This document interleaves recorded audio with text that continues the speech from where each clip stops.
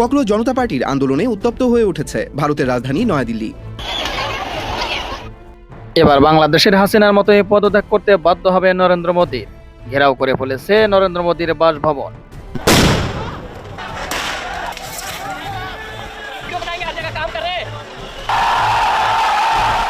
বিক্ষোভে রণক্ষেত্রে পরিণত হয়েছে ভারতের রাজধানী নয়াদিল্লি। সকাল থেকেই সংসদ চত্বর জুড়ে কড়া নিরাপত্তা ব্যবস্থা নেয় পুলিশ।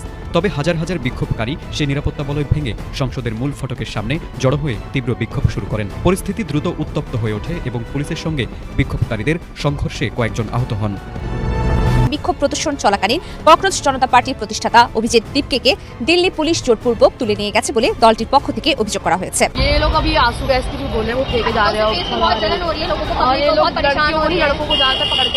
ঠিক যেন বাংলাদেশের সেই অভ্যুত্থানের একটি সকালের মতো গর্জে ওঠে ছাত্র জনতা, আর তাতে ভয়ঙ্কর রূপে মাঠে নামে ভারতীয় পুলিশ। মুহূর্তে রণক্ষেত্রে পরিণত হয় দিল্লি, বন্ধ করে দেয়া হয় ইন্টারনেট। ক্ষমতার চেয়ারটা যখন নড়বড়ে হয়, চেয়ারের পায়াটা, তখন পৃথিবীর সব থেকে ক্ষমতাধর যে শাসক তার মসনদও কাঁপাকাঁপি শুরু করে। এটা রাজনীতির বাস্তবতা। 2024 সালের আগস্ট মাস দক্ষিণ এশিয়ার বুকে আমরা যেটা দেখলাম সেটা কোনো রাজনৈতিক পরিবর্তন ছিল না। 15 বছর যে নেত্রী পুরো দেশকে নিজের মায়া, মমতা, স্নেহ, ভালোবাসা, আবেগ দিয়ে নিজের মতো আগলে রাখলেন, তাকে মাত্র 45 মিনিটের নোটিসে জীবন রক্ষা করার জন্য প্রতিবেশী দেশে আশ্রয় নিতে হয়। তারেক রহমানের অবস্থা এতটাই বাজে হয়েছে, বিএনপির এতটাই খারাপ দিন চলে এসেছে যে রাশেদ খানের মতো একটা মৃত্যু প্রোপাগান্ডাবাজ এই সময়ের রাজনীতিতে সবচেয়ে ভিত্তিহীন ভাবে যে বিভিন্ন রাজনৈতিক দলের নেতাকর্মীদের নিয়ে নোংরামি করে, প্রমাণ ছাড়া, গুজব ছাড়া, এইরকম একটা গুজব মেশিনকে তারেক রহমান তার সহকারী বানিয়েছে।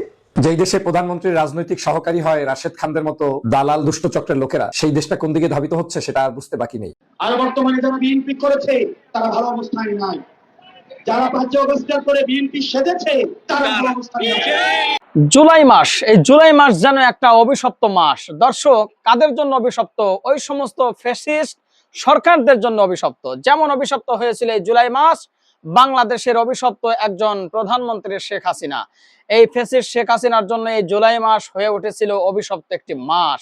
এখন শেখ হাসিনা বাংলাদেশ থেকে পালিয়ে ভারতে আশ্রয় নিয়েছে, কিন্তু সেই ভারতেও এখন অভিশপ্ত এই জুলাই চলছে। কেন এই কথা বলছি সেটা ভিডিওর শুরুতে দেখে বুঝতে পেরেছেন। এখন বাংলাদেশের মতো ভারতেও শুরু হয়েছে রণক্ষেত্র। নরেন্দ্র মোদীর পদত্যাগের দাবিতে মাঠে নেমে এসেছে ভারতের নয়াদিল্লির সেই শিক্ষার্থীরা। দর্শক, অবশেষে যান নিয়ে পালিয়ে বেঁচেছে নরেন্দ্র মোদী। সংসদ ভবন থেকে দ্রুত সরে যায় নরেন্দ্র মোদী।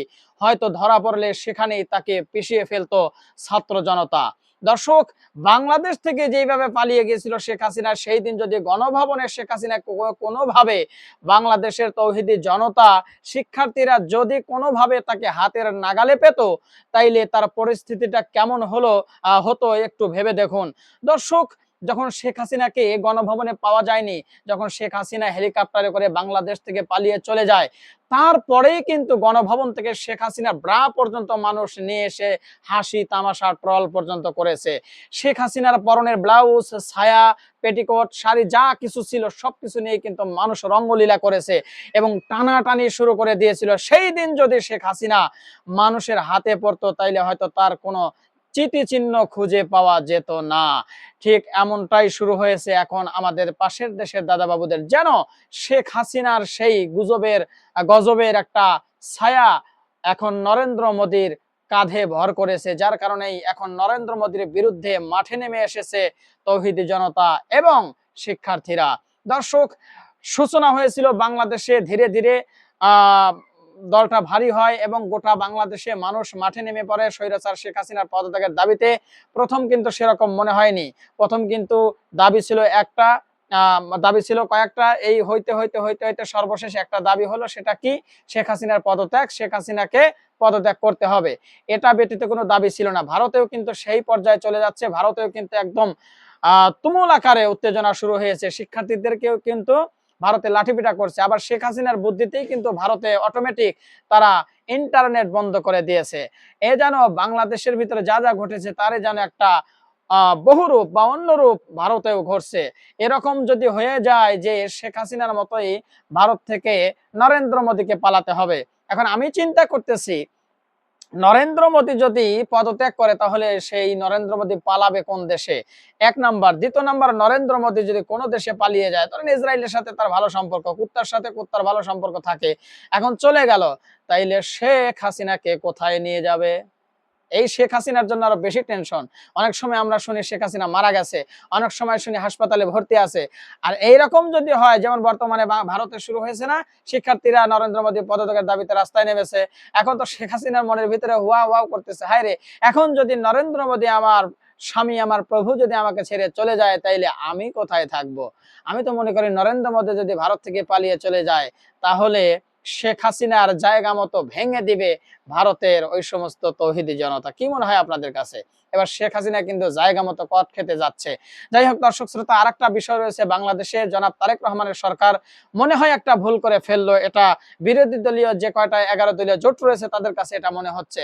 রাশেদ খান, যিনি কথায় কথায় জামাতের বিরুদ্ধে কথা বলে এবং এনসিপির বিরুদ্ধে কথা বলে, কোনো দোষ ত্রুটি থাক বা না থাক, জামাত এনসিপির বিরুদ্ধে সবসময় কথা বলে বেড়ায়, তার নাম হলো গণ অধিকার পরিষদের একজন একসময় নেতা ছিল, এখন হয়েছে বিএনপি নেতা রাশেদ খান।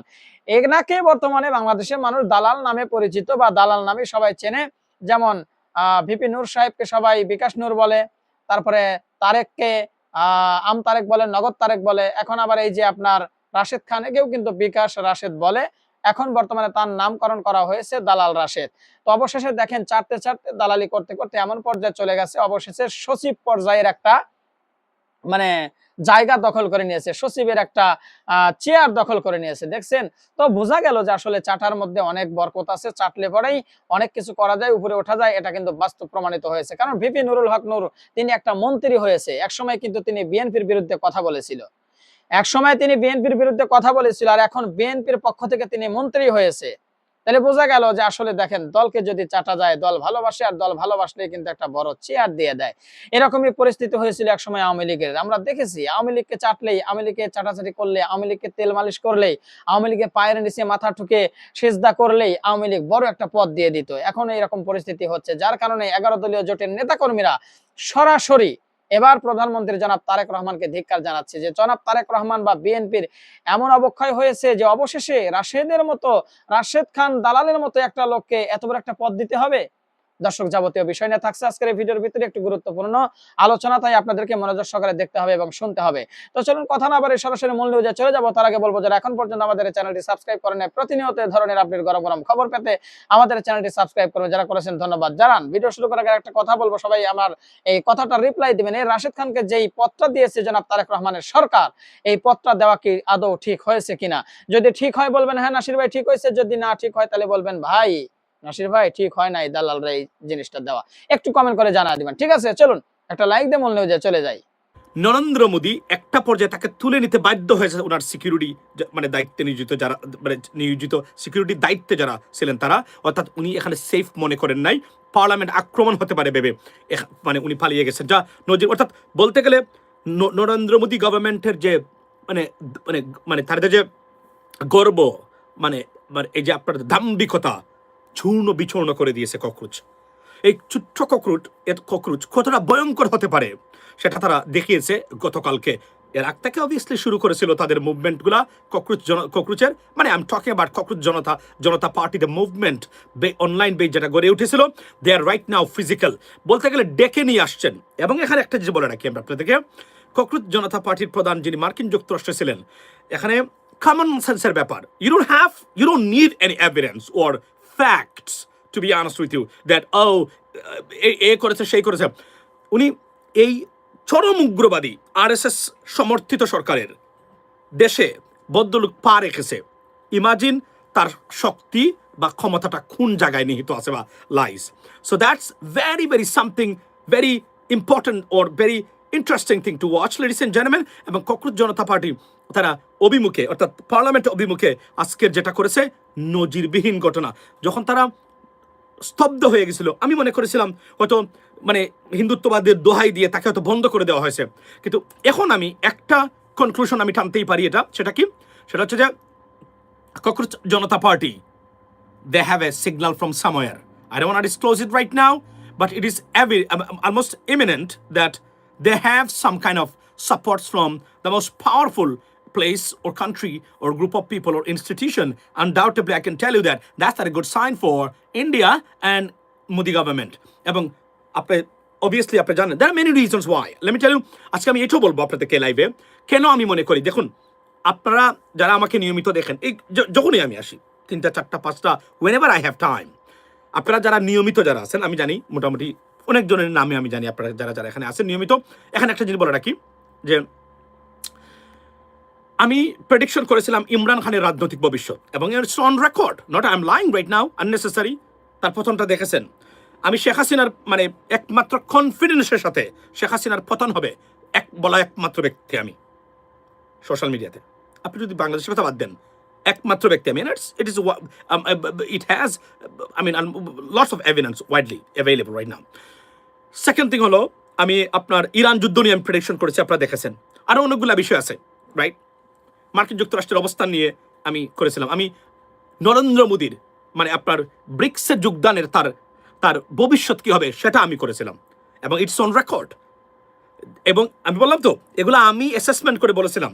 আমি বলেছিলাম নরেন্দ্র মোদীর মানে আপনার ব্রিক্স নিয়ে, এবং এটা আমি নাম দিয়েছিলাম, it is an anti US alliance. Be careful about your movement because it has repercussions, and it has a repercussion right now. I can tell you that. We can see, right? এবং president ট্রাম্পের সাথে যে সম্পর্ক, মার্কিন যুক্তরাষ্ট্রের সাথে সম্পর্কের চরম অধপতন হয়েছে মানে ভারতীয় সরকারের। আমি একটা জিনিস বলে রাখি আপনাদেরকে, there are many good news for Bangladesh. Why? আমি আসছি আমার এই পয়েন্টে। তবে এখানে বলে রাখি, if we are intellectual enough, এবং to be honest with you, like what is this called, বুদ্ধিমান যদি হই আমরা, right, or intelligent enough to protect our country, we can do that. If we make a mistake, there is a problem for us. এটা আমি বলে রাখি। Second thing হলো যে ব্রিক্সে যোগদান করেছিলেন পাঞ্জাবি পরে, আর মনে আছে পোস্টটা দিয়েছিলাম, তার পরিণতি ভারতকে অপেক্ষা করতে হবে। এবং তার দেখেন ভারতের দাম্ভিকতা, মিথ্যা শেখ হাসিনার মতো চূর্ণ বিচূর্ণ করে দিয়েছে ককরোচ জনতা পার্টি। এবং মোদি গভর্নমেন্ট যে সত্যিকার অর্থেই একটা বিরাল গভর্নমেন্ট, সেটা প্রমাণিত হয়েছে এই আজকের এই যে আপনার যে মুভমেন্ট ছিল সেই মুভমেন্টে। এবং পরিস্থিতি আরো জটিল আকার ধারণ করবে। Why? Because I can confirm right now that, ladies and gentleman, that this guy has a connection with some powerful entity. আমি নাম বলতে চাচ্ছি না, তবে এটা আমি ধরে নিচ্ছি, বিকজ এর বাহিরে এর হিসাব আর হতেই পারে না, রাইট? সো সেকেন্ড থেকে এখন আমি আপনাকে বলি যে নরেন্দ্র মোদী গভর্নমেন্টের বিরুদ্ধে যে মুভমেন্ট সেটা কি কোনো কারণেই এক্সাজারেটিং? আপনি কি মনে করেন যে এইটা বিকজ সামওয়ান বলতেছে পয়সা দিয়ে? No, it has a demand. It is inevitable, ladies and gentlemen, in India, because ইন্ডিয়ার বর্তমান যে আইনশৃঙ্খলা পরিস্থিতি এবং বর্তমানে যে অর্থনৈতিক পরিস্থিতি কতটা ভয়াবহ আপনি কল্পনা করতে পারবেন না। তারা 75% ইনফরমেশন যেগুলো আছে স্ট্যাটিস্টিক্স, মানে এটা হোল্ড করে দেয় তারা। সত্যিকার অর্থে বর্তমান অর্থনৈতিক অবস্থা কতটা করুণ, মানে যারা ভারতের ভিতর অবস্থান করে তারা জানে। আমি আমার বন্ধু, আমার ইউনিভার্সিটির ফ্রেন্ড, তারা, আমি নাম বলতে চাচ্ছি না, এখনও আমার সাথে ফ্রেন্ড, তারা বলেছে তারা যে তথ্যগুলো দিচ্ছে, এরা ব্যবসায়ী, রাইট? এরা ব্যবসা করে, তারা যে কোনো কারণে হোক না কেন, যে তথ্যগুলো দিচ্ছে একটা ভয়াবহ অবস্থা মানে বর্তমানে। এবং দিল্লিতে বসবাসকারী একদম খাঁটি মানুষ, খাঁটি ইন্ডিয়ান ব্যবসায়ী, এবং যে ভয়াবহ তথ্য দিয়েছে, এটা নজিরবিহীন ঘটনা। আনএমপ্লয়মেন্ট সিরিয়াস টার্ন নিয়েছে, মানে ভয়ঙ্কর অবস্থার মধ্যে দিয়ে যাচ্ছে। এবং আমি 5 দিন আগে আমি আপনাকে বলেছিলাম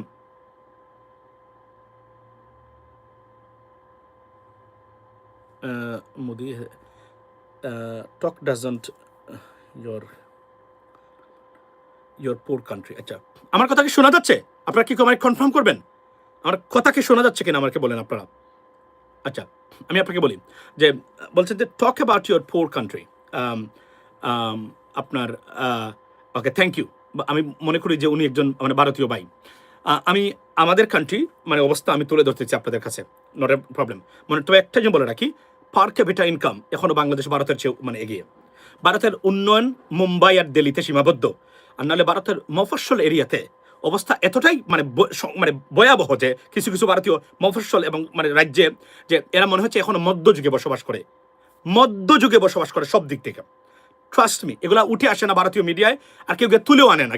কেউ গিয়া বিশ্বাস করেন, যদি কেউ গিয়ে তুলে আনতো বাংলাদেশের মতো থাকতো, তাহলে দেখতেন এখানে কি হয়। এখানে প্রথম হলো যেতে দেয় না, তুলতে দেয় না, কথা বলতে দেয় না। আপনারা জানেন তো সাংবাদিক, সিএনএনের মতো সাংবাদিকদেরকে তারা ব্লক করে রেখেছে। সুতরাং আল জাজিরা কিছু বাসা বাসা সারফেসের উপরে ভিত্তি করে তারা যে কিছু রিপোর্টিং দেয়, দ্যাটস মোর দেন এনাফ, আর নাহলে তারা বন্ধ করে দিবে। এর বাহিরে কোনো তথ্যই উঠে আসছে না ভারতে। ভারতের অবস্থা খুবই কঠিন, মানে করুন লেডিস এন্ড জেন্টলম্যান। আমি আমার 5 দিন আগের যে ভিডিও সেটা দেখেছেন, এখানে আছে। আমি দেখিয়েছিলাম যে ভারতের ইম্পোর্ট এক্সপোর্টের অবস্থাটা কিভাবে ডিক্লাইনিং হতেছে প্রতিটা দেশের সাথে। ভারতের রুপি হচ্ছে এই মুহূর্তে পৃথিবীর সবচেয়ে মার খাওয়া, অর্থাৎ শুধু অর্থনৈতিক অবস্থার কারণে ভারতের নরেন্দ্র মোদী গভর্নমেন্ট, আজকে আমি আমার প্রেডিকশন দিচ্ছি আপনাদেরকে, টিকতে পারবে না today or tomorrow, it could take time, because এখানে একটা হিন্দু ন্যাশনালিজম বা জাতীয়তাবাদের উদ্ভব ঘটেছে, যেটাকে আমরা হিন্দুত্ব বলি বা উগ্র হিন্দুত্ববাদের মানে আপনার মানে কি বলে এই এক ধরনের যে রাইজ হচ্ছে এখানে, তারা এটার উপর ভিত্তি করে নরেন্দ্র মোদী গভর্নমেন্ট কতদিন এটা টিকিয়ে রাখতে পারে ক্ষমতা, এটা একটা মানে এটা this point to be watched definitely. এর বাহিরে নরেন্দ্র মোদী গভর্নমেন্ট টিকতে পারবে না। এখানে বলে রাখি কোন জায়গায় নরেন্দ্র মোদী গভর্নমেন্ট মানে শেষ হয়ে গেছে। প্রথমত হলো লেখাপড়াহীন মানুষ রাষ্ট্র ক্ষমতা থাকতে তার যে পরিণতি হয়, একই পরিণতি শেখ হাসিনার মতো হয়েছিল, আজকে তার হয়েছে নরেন্দ্র মোদী গভর্নমেন্টের, আপনি দেখেন। এবং তারা কতটা বিপর্যস্ত এবং একটা ফেইল গভর্নমেন্ট, তার একটা উৎকৃষ্ট উদাহরণ হলো তাদের চতুর্দিকে যত রাষ্ট্র আছে, মানে প্রতিবেশী রাষ্ট্র, ভুটানের মতো দেশের সাথে সম্পর্কটা নাই তাদের। Can you imagine that? Now you understand that how deplorable এবং devastating by diplomacy এবং bilateral relationship মানে by the Indian government right now they're carrying through, right? It's dangerous. এবং বাংলাদেশের মতো দেশ, যে দেশে $20 billion তারা শুধুমাত্র বিক্রি করে পণ্য, লাইক একটা ওপেন মার্কেট বাংলাদেশ তাদের জন্য, সেই দেশের সাথে তাদের সম্পর্ক কতটা বিপর্যস্ত, শুধুমাত্র ধর্মের উপর ভিত্তি করে উগ্র হিন্দুত্ববাদের প্রসার এবং প্রতিষ্ঠার জন্য দেশটাকে ধ্বংস করে দিচ্ছে মানে নরেন্দ্র মোদী গভর্নমেন্ট। এবং তাদের পতন, এই গভর্নমেন্টের পতন শুধু অর্থনৈতিক কারণেই অনিবার্য। যতই চেষ্টা করুক না কেন তারা লুকিয়ে রাখতে পারবেন না। ভারতীয় রুপি এই মুহূর্তে পৃথিবীর পাকিস্তানের রুপির ছ জঘন্যতম মার খাওয়া একটা, এবং দিনছে দিন তাদের যে পার ক্যাপিটা ইনকাম, মানে যদিও সরকার এখানেও ম্যানিপুলেট করে থাকে, যদি সঠিক তথ্য আসে বাংলাদেশে যেভাবে শেখ হাসিনা গভর্নমেন্টের সময় ছিল, তাহলে আপনি ভারতের অর্থনৈতিক অবস্থার করুণ দশা কি পরিমাণ হতে পারবে। এবং ভারত কিভাবে একটু ফ্যাসিলিটিস পায় নন মুসলিম কান্ট্রি হিসাবে। যারা আছেন, যারা মনে করেন যে ভারতকে দুর্বল করা মানে যারা চীন তাদের মানে দুশ্মন, তাদেরকে আরও দুর্বল করা হয়ে যাবে, এই জন্য বিভিন্ন ধরনের জার্নালিস্ট এবং ব্রডকাস্টিং কর্পোরেশন তারা আসল তথ্য দেয় না। এরা মুসলিম বিদ্বেষী অনেকটা গ্রুপ আছে, মিডিয়া চ্যানেল আছে যারা আমেরিকান বেস অনেক ক্ষেত্রে আছে, তারা মনে করে যে ভারতকে ছোট করা দরকার নাই, কেননা তখন এটা তাদের দরকার আছে তাদের মানে স্ট্র্যাটেজিক কারণে। যদি সত্যিকার অর্থে মিডিয়া এখনও রিপোর্টিং করে ভারতের করুণ অর্থনৈতিক করুণ অবস্থা এবং ধর্মীয় বিদ্বেষ, বিভেদ, আইনশৃঙ্খলা পরিস্থিতি কতটা ভয়ঙ্কর আকার ধারণ করেছে, আপনারা সেটার থেকে অবগত হতে পারবেন লেডিস এন্ড জেন্টলম্যান। যেই দেশে প্রধানমন্ত্রীর রাজনৈতিক সহকারী হয় রাশেদ খানদের মতো দালাল দুষ্ট চক্রের লোকেরা, সেই দেশটা কোন দিকে ধাবিত হচ্ছে সেটা আর বুঝতে বাকি নেই। বাংলাদেশ জাতীয়তাবাদী দলের গত নির্বাচনে সি গ্রেডের সি ক্যাটাগরির যারা নির্বাচনে অংশগ্রহণ করেছেন, সেই সি গ্রেডের প্রার্থী ছিলেন রাশেদ। বাংলাদেশের মাননীয় প্রধানমন্ত্রী জনাব তারেক রহমান সাহেবের রাজনৈতিক সহকারী তথা সচিব পদমর্যাদার একটা পদ পেয়েছে। চাটাচাটি করলে পাওয়া যায় কিংবা দালালি করলে কিছু না কিছু হয়, সেটার কিঞ্চিত হয়তো তিনি পরীক্ষায় উত্তীর্ণ হয়ে স্বাক্ষরও রেখেছেন। সেজন্য আমি কংগ্রাচুলেট করছি যে আপনার এই সফলতার পিছনে আপনার অনবদ্য বিরোধী মতের মানুষদেরকে গালিগালাজ করা, তাদের উপরে মিথ্যা তহমত দেয়া, যাদের তা খেয়ে লজিন খেয়ে মানে এক কথায় জাকাত খেয়ে যাদের কাছ থেকে বড় হয়েছেন, সেই জামাত শিবিরকে তুলোধনা করার মাধ্যমেই আপনি আকৃষ্ট করতে পেরেছেন একজন প্রধানমন্ত্রী। বিএনপির মতো একটি দল এই ধরনের চাটুকারদেরকে যখন রাজনৈতিক সহকারী বানাতে পারে, তাহলে এই দলের যারা মূল আদর্শিক ভিত্তি তাদের স্থানটা কোথায়? এই রাশেদ খান যখন আমি বিএনপি করতাম তখন আমার সাথে টকশোতে বহুবার তার একেবারে ডাইরেক্ট টকশোতে মানে কি বলে ওটা প্রতিদ্বন্দ্বিতাপূর্ণ কথা হয়ে ডিবেট হয়েছে। বারবার তিনি তারেক রহমানকে চ্যালেঞ্জ করতেন। তিনি বলতেন পরিবারতন্ত্রের রাজনীতি চলতে দেওয়া যাবে না, কৃষকের ছেলে গরিবের ছেলে আমরা প্রধানমন্ত্রী হব, গণ অধিকার পরিষদ 300 আসনে প্রার্থী দেবে, আমাদের নেতৃত্বেই এই বিএনপি টিএনপি কে আসতে হবে, আন্দোলন সংগ্রাম বিএনপি টিএনপি করতে পারে না, ব্যর্থ, আমরা করে দেখাচ্ছি। সেই রাশেদরা আজকে শুধু জামাত ইসলামের বিরুদ্ধে কথা বলার কারণে, শুধু একটি দলকে সারাক্ষণ গালিগালাজ করার কারণে, এই একটা কোয়ালিটি দিয়ে তিনি রাজনৈতিক সচিব। আমার ঝালকাঠি এক আসনে যখন বিএনপির তুখুর নেতা তৎকালীন সময়ের ব্যারিস্টার শাহজাহান ওমর বীরুত্তম, বারবার নির্বাচিত এমপি এবং সাবেক মন্ত্রী ছিলেন, বীর মুক্তিযোদ্ধা বীরুত্তম, তিনি যখন দল পদত্যাগ করলেন, চেঞ্জ করলেন, আওয়ামী লীগে গেলেন, তখন এই বিএনপিরই কোন একটা গোষ্ঠী আমাকে বলেছিলেন যে আপনি এখন শুধুমাত্র জামাত বিরোধিতাটা শুরু করে দেন, জামাতের পক্ষে একটা স্টেটমেন্ট আর দরকার নেই, আপনি বিএনপি নিয়ে পড়ে থাকেন, তাহলেই আপনার সফলতা, আপনি সেখানে নমিনেশন পাবেন। তা আমি প্রশ্ন তুলেছিলাম যে আসলে আমি কোন ভাবে জামাতের বিরোধিতা করব। জামাত আমার রাজনৈতিক দল তখন ছিল না, কিন্তু আমি শুধু একটা প্রশ্নই নিজের বিবেকের কাছে জিজ্ঞেস করেছিলাম যে গতকালকের পর্যন্ত আমি যেই দলটার কোনো অন্যায়, তার উপরে জুলুম করা, অত্যাচার করা, সেই ফেসিবাদ যে জুলুম অত্যাচার করেছে সেটার আমি প্রতিবাদ করেছি, আজকে হঠাৎ করে আমি সেই জামাত ইসলামের বিরুদ্ধে কথা বলবো এবং শুধু একটা নমিনেশনের জন্য আমার কাছে ভালো লাগে নাই। দল আমি তখনও ত্যাগ করি, কিন্তু আমার কাছে মনে হয়েছে যে আসলে এই দলটা করার জন্য চরম চাটুকার হতে হবে, চরম মিথ্যাচার করতে হবে, সকাল সন্ধ্যা বলতে হবে। যেমনটা এখন রাশেদ বলে যে কেউ জামাত করলে ইমান হারানোর সম্ভাবনা আছে, এই রাশেদ এখন বলে জামাত সবচেয়ে নিকৃষ্ট দল, জামাত বাংলাদেশের ইতিহাসে বিরোধী দলের মানে পতন হবে, সেটা বাংলাদেশে জামাতের হবে। মানে জামাত শুধু জামাত ছাড়া আর কোনো তার মুখে কথা নেই। আর এই একটা যোগ্যতাই আজকে বিএনপির চরম শত্রু রাশেদকে সচিব মর্যাদা নিয়ে এসেছে। এখন বুঝতে পেরেছি যে সেই সময়ের মানুষটি আসলে তিনি নিশ্চয়ই আমার শুভাকাঙ্ক্ষী ছিলেন, না হয় বলতেন না। তিনি বুঝতে পেরেছেন যে ডক্টর ফয়জুল যদি জামাত ইসলাম তথা এই জুলাইয়ের পক্ষে কিংবা এনসিপির পক্ষে কিংবা যারা মজলুম তাদের পক্ষে বেশি কথা বলতে যায়, সে বিএনপি করতে পারবে না। আমি সেই বড় ভাইকে স্যালুট জানাই, আপনার কোনো দোষ নেই। উনি আমাকে পরামর্শ দিয়ে বলেছিলেন যে আপনি আজকে থেকে মুখটাকে বন্ধ করেন, সব পেয়ে যাবেন, কারণ আপনার চেয়ে গত 16 বছর বিএনপির পক্ষে এত কথা কেউ বলেনি। আজকে তার কথাই সব। পা চাটা দালালি করা যদি কোয়ালিটি হয়, এখানে দল করা কিংবা আন্দোলন করা, সংগ্রাম করা, 16 বছরের পঙ্গুত্ব বরণ করা, জেল খাটা, জুলুমের শিকার হওয়া, দেশে বিদেশে বিভিন্ন জায়গায় নির্যাতনের শিকার হওয়া, সেই মানুষগুলোর কোনো ভেল এখন নেই। এটাই বাস্তবতা। নূর ভাইয়ের প্রতি যে ভালোবাসা ছিল সব শুধুমাত্র একটা জায়গায় শেষ হয়ে গিয়েছে। আপনারা আপনাদের আদর্শের পরিবর্তন করে ফেলেছেন। আদর্শটা কি? নির্বাচন ব্যবস্থা পরিবর্তন করতে হবে। আপনারা সেখান থেকে চলে এসেছেন। পিআর পদ্ধতির উচ্চ কক্ষ নিম্ন কক্ষ করতে হবে এবং অন্য কক্ষ করতে হবে। এ ব্যাপারে আপনারা বক্তব্য দিয়েছেন, এখন সে বক্তব্য নাই। রাষ্ট্র সংস্কারের পক্ষে বক্তব্য দিয়েছেন, বক্তব্য নাই। গণভোটের পক্ষে বক্তব্য দিয়েছেন, বক্তব্য নাই। এমনকি জামাত ইসলামের জাতীয় মহাসমাবেশে পর্যন্ত বক্তব্য দিয়েছেন বিপিন উল হক নূর। সেখান থেকে সুইচ করে চরম ভাবে একেবারে আপনি চলে আসলেন আরেকটা জোটে। অসুবিধার কিছু নেই, কিন্তু আপনার সেই রাজনৈতিক বক্তব্যের ফুলঝুরিটা কোথায়? যখন মার খেয়ে হসপিটালে গিয়েছেন তখন সর্বাগ্রে সবচেয়ে বেশি ছিল এই জামাত শিবির এবং অন্যান্য সংস্কারবাদী মানুষরা, কিন্তু তাদেরকে ভুলে গিয়ে একজনে একটা মন্ত্রিত্বের জন্য আর একজনে একটা সচিব কিংবা এই সকল ব্যাকটানা মানে মন্ত্রণালয়ের জন্য এখন সম্পূর্ণভাবে দেউলিয়া হয়ে সত্য কথাই ভুলে গিয়েছেন। আসলে কি জানেন, সবাই শুধু ওইটা চাটতে চায়, কিছু পেতে চায়। সলিড ভালো ভদ্র মানুষের সংখ্যা বাংলাদেশে কমে গিয়েছে। এরা আওয়ামী লীগ থেকেও পারলে চাটতো, পারে না এই বিধায় চাটতে পারে না। এটাই সত্য কথা। এদের কাছে যেমন আজকের বিএনপি অনেক ইম্পর্টেন্ট হয়েছে, এদের কাছে আওয়ামী লীগও ইম্পর্টেন্ট হতো যদি আওয়ামী লীগ ওদের কাছে সেরকম কিছু দিতে পারতো। ওগুলো মুখে বলে আমরা অনেক কিছু পেয়েছি, নেই। আরে তুমি কিছু পাওই নাই, তাই তাদের দল করতে পারো, কারণ তোমাদের চরিত্রের মধ্যে এখন যেটা দেখছি একটা মানুষের মধ্যে নেই, যে তোমরা এখন রাষ্ট্র সংস্কার নিয়ে ভাবছো। জুলাইয়ের এত বড় একটি আন্দোলন হলো, রক্ত ঝরা ইতিহাস, এই রক্তের মধ্য দিয়ে নতুন বাংলাদেশ, সেই বাংলাদেশকে আজকে অবজ্ঞা করছো তোমরা। এই নতুন বাংলাদেশকে আজকে নতুন ভাবে বিনির্মাণ করার জন্য যে উদ্যোগ, সেই উদ্যোগের থাকে তোমরা বিরোধিতা করছো। তাহলে তোমরা কিসের রাজনীতি করছো? আজকে সলিড মানুষগুলো এই জায়গায় কোনো সুযোগ নেই, ধান্দাবাজদের সুযোগ তৈরি হয়েছে। এই রাশেদ নুরুল হক নূরকেও এমপি চায় নাই, শুধু একা এমপি হবে। সেজন্যই নূরকে একটা চিঠি দিয়েছিল বিএনপি, আর ওকেও একটা দিয়েছিল, কারণ দলের চেয়ারম্যান বাদ দিয়ে চিঠি দেওয়া যায়। কিন্তু মূল এজেন্ডা ছিল শুধু রাশেদ এবং বিএনপির শীর্ষস্থানীয় একজন ব্যক্তির। সেই দিনের মন্তব্য এই ছিল যে রাশেদ তোমাকেই শুধুমাত্র তারেক রহমান সাহেব বিশ্বাস করছেন, নূরকে কিন্তু বিশ্বাস করা যায় না, তুমি নূরকে ধরে বেঁধে রাখতে হবে। এই ধরে বাঁধার জন্যই শুধু আজকে এই পুরস্কার পেলেন। আমি অনেকের কথা বলতে চাই না, কারণ সম্পর্কের দিক থেকে তারা আমার অনেক বড় ভাই। যখন আমি বিএনপি করেছি তখন এই মানুষদের চিত্র দেখেছি। এই শুধুমাত্র দালালি করে রাজনৈতিক স্থান যদি এরকম হয়ে যায়, তাহলে বাংলাদেশের রাজনীতিতে আমাদের সত্যিকার যারা দেশপ্রেমিক রাজনীতিবিদ, তাদের কিন্তু আজকে সেই ভালো মানসিকতার রাজনীতি হারিয়ে যায়। দর্শক, আশা করি পুরো ভিডিওটি আপনারা দেখেছেন। এবার অবশ্যই আপনাদের মূল্যবান মতামত ভিডিওর কমেন্ট বক্সে জানিয়ে দিন। ফাইনালি ভিডিওটি শেয়ার করে সবাই দেখার সুযোগ করে দিন। আর আমাদের এই চ্যানেলে যদি আপনারা নতুন হন, প্রতিনিয়ত এই ধরনের আপডেট গরম খবর পেতে আমাদের এই চ্যানেলটি সাবস্ক্রাইব করে আমাদের সাথে থাকবেন। ইতিমধ্যে যারা সাবস্ক্রাইব করেছেন সবাইকে ধন্যবাদ জানিয়ে আজকের মতো এখানে বিদায় নিচ্ছি। দেখা হচ্ছে নতুন কোনো ভিডিওতে। সে পর্যন্ত সবাই ভালো থাকবেন, সুস্থ থাকবেন। আল্লাহ হাফেজ।